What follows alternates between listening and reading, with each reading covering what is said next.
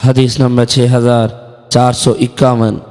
حضرت ابو ذر رضی اللہ عنہ بیان کرتے ہیں کہ رسول اکرم صلی اللہ علیہ وسلم نے فرمایا، اللہ تعالیٰ فرماتا ہے، بے شک میں نے اپنے اوپر ظلم کو حرام کیا اور اپنے بندوں پر بھی حرام کر دیا، پس ایک دوسرے پر ظلم نہ کرو۔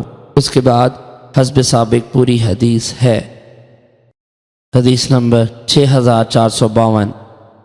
حضرت جابر بن عبداللہ رضی اللہ عنہ سے مروی ہے کہ رسول اکرم صلی اللہ علیہ وسلم نے فرمایا، ظلم سے بچو کیونکہ ظلم قیامت کی تاریکیوں میں سے ہے، اور بخل سے بچو کیونکہ بخل نے تم سے پہلے لوگوں کو ہلاک کیا۔